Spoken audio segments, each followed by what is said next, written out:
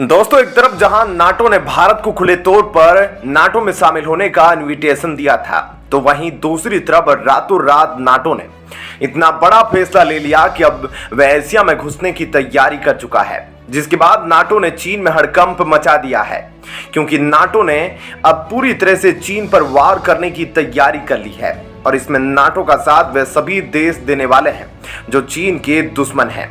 ऐसे में अचानक से एशिया में जिस तरह से नाटो की एंट्री हुई है, वह एक तरह से भारत के लिए अच्छी खबर है, तो वहीं चीन और रूस जैसे देशों के लिए काफी बुरी खबर।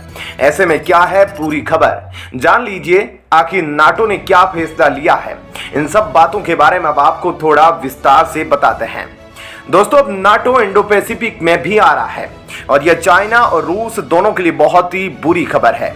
दरअसल सबको मालूम है कि द इंडो पैसिफिक और दक्षिणी चीन सागर ये सब इलाके ऐसे हैं जहां कई सारे देश हैं जो चाइना से दुश्मनी रखते हैं और रूस से भी दुश्मनी रखते हैं। जापान की अगर बात करें तो जापान का दुश्मन चाइना भी है और रूस भी। नॉर्थ कोरिया साउथ कोरिया के पीछे पड़ा रहता है।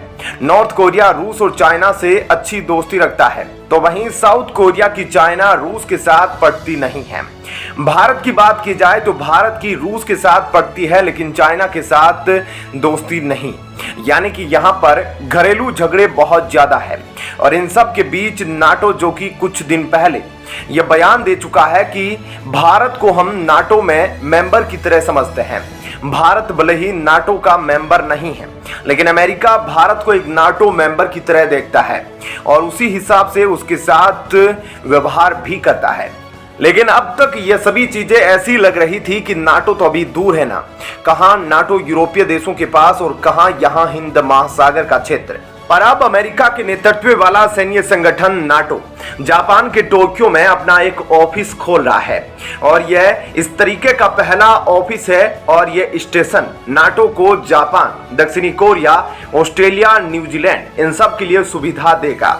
मतलब हर तरह की इंफॉर्मेशन देगा। इन सभी देशों को चीन और रूस की बढ़ती ताकत से खतरा है और ऐसे में अमेरिका के करीबी समझे जाने वाले ये चारों देश नाटो के साथ मिलकर अपनी चुनौतियों को हल करेंगे। ऐसे में आप सोच रहे होंगे कि यह सारा प्लान बना कब, तो आपको बता दें कि नाटो के महासचिव जब जापान पहुंचे थे तो वहां पर एक बैठक हुई थी और इस बैठक में यह फैसला लिया गया कि सभी सदस्यों के बीच इस प्रस्ताव को पारित करवा दिया जाए। ऐसे में आप सोच रहे होंगे कि यह प्लान बना कब, तो आपको बता दें कि नाटो के महासचिव जब जापान पहुंचे थे तो वहां पर बैठक हुई थी और इस बैठक में यह फैसला लिया गया कि सभी सदस्यों के बीच इस प्रस्ताव को पारित करवा लिया गया। जापान में नाटो का ऑफिस खुलेगा। जॉर्जिया, यूक्रेन, बोस्निया और दूसरी जगहों पर भी इसी तरह के ऑफिस है। ऐसे में यहाँ पर चीन और रूस को एक तरह से चुनौती मिलना तो शुरू हो गई है और अब ये सभी देश, जिनमें से ज्यादातर देश चीन को अपना दुश्मन मानते हैं, उनका साथ देने के लिए अब नाटो आ गया है। और अब जब जापान में यह ऑफिस खुल गया है तो यह सच में रूस और खासकर चीन के लिए काफी बड़ी खबर होगी, क्योंकि देखा जाए तो अब हर तरफ से चीन को घेरने की तैयारी शुरू हो चुकी है। ऐसे में इस खबर के बारे में आपकी क्या राय है, हमें कमेंट करके जरूर बताएं। और अब आपको बताते हैं ऐसी ही एक और बड़ी खबर। दोस्तों, जहां एक तरफ चीन अपनी चालबाजियों से भारत के रिश्ते दूसरे देशों से बिगाड़ने में लगा है, तो वहीं दूसरी तरफ कश्मीर में ऐसा कुछ हुआ है जिसके बाद से पाकिस्तान के रातों की नींद उड़ी हुई है, क्योंकि अब कश्मीर में अचानक से इजरायली सेना ने कदम रख दिए हैं। ऐसे में क्या है पूरी खबर और अचानक पीओके में इजरायली सेना क्यों पहुंच गई है, इन सब बातों के बारे में अब आपको थोड़ा विस्तार से इस वीडियो में बताते हैं। दोस्तों, चीन अपनी घटिया चालों से भारत के उन सभी करीबी देशों को भारत से दूर कर रहा है जिनसे भारत को फायदा हो सकता है।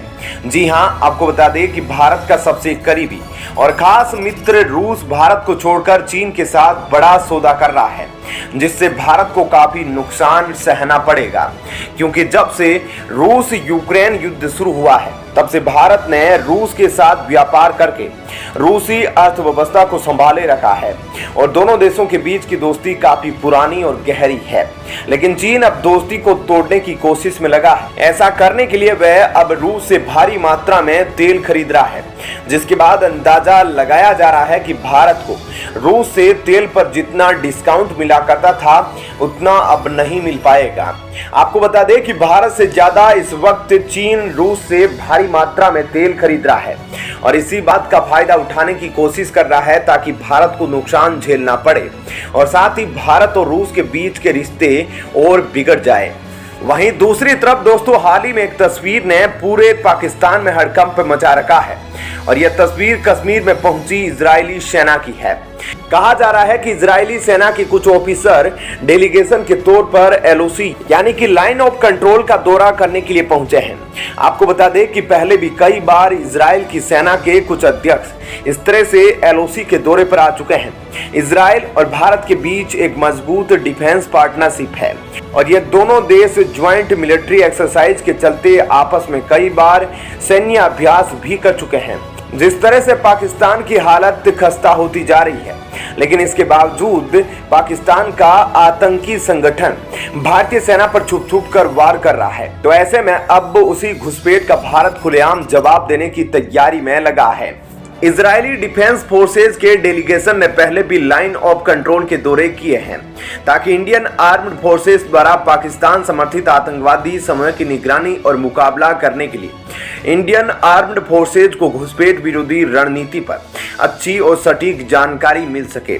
दोस्तों, भारत कश्मीर को भले ही अपना एक अभिन्न अंग क्यों ना मानता हो, लेकिन इसके बावजूद दुनिया भर के बाकी देश हमेशा कश्मीर को एक विवादित क्षेत्र ही मानते हैं और कभी इस पर कोई ध्यान नहीं दिया ताकि ऐसा ना लगे कि यह किसी एक देश के समर्थन में है और दूसरे के खिलाफ। लेकिन पाकिस्तान की बिगड़ती अर्थव्यवस्था और नापाक हरकतों ने अब यह सभी देशों के लिए आसान कर दिया है कि वह इस मुद्दे पर खुलकर आगे आकर किसी एक देश का समर्थन कर पाए, जिसके जवाब में कुछ वक्त पहले ऑस्ट्रेलियन एम्बेसडर इंडिया के लेफ्टिनेंट गवर्नर के साथ कश्मीर के दौरे पर गए थे, जिनका मोटिव कश्मीर में इन्वेस्टमेंट करना था। वहीं दूसरी तरफ अब इजराइल की सेना भारत के पाकिस्तान के खिलाफ बड़ी और सफल कूटनीति बनाने के लिए मदद करने के लिए आगे पहुंची है। यानी इस बार पाकिस्तान की तबाही काफी भयंकर होने वाली है और इन सब के चलते भारतीय सेना का मेन फोकस पीओके को हासिल करना होगा। वैसे आपको क्या लगता है, भारत जिस तरह से कश्मीर के अंदर यूएई, सऊदी अरब, ऑस्ट्रेलिया और अब इजराइल जैसे देशों की मदद तेजी से ले रहा है और काम कर रहा है, ऐसे में क्या भारत आने वाले समय में पीओके को अच्छी रणनीति से हासिल कर पाएगा या नहीं? इस बारे में अपनी राय हमें कमेंट करके जरूर बताएं।